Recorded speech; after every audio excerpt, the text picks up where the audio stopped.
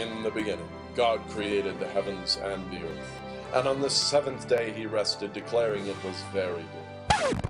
And it's pretty much been downhill from there. But it wasn't long before people began to remake the world in their own image, almost immediately in fact, reshaping and molding, seeking first to understand and then to redesign. Surely we can do a better job, the people said. We must build a better earth, a better world. But first we must understand what it is. Yes, said one, what is life?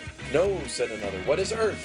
No, said still another, what is spirit or meaning? And so the people could not even agree on what the it was they needed to understand. And then came the Greeks. In the Hellenistic period, Socrates and Plato and Aristotle created the heavens and the earth.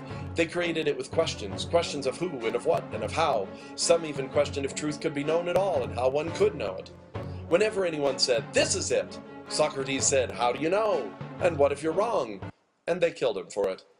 Then came the medieval period where the Roman Catholics, Muslims, and Greek Orthodox leaders all fought over who got to remake the world.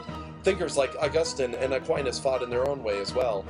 Then came the scientists of the modern era who declared victory and completeness, claiming that their creation would be final. Shows like Star Trek captured the spirit of the times with promises that we would reach our evolutionary peak as science conquered all our ills. We were promised peace and harmony and the perfect low-fat potato chip.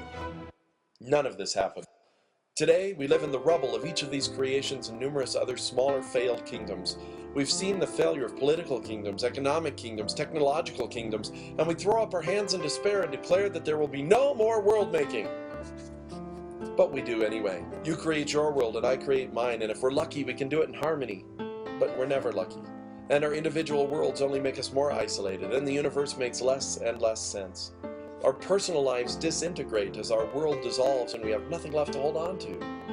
But wait, what if we could understand? What if we could learn from each of these remakings?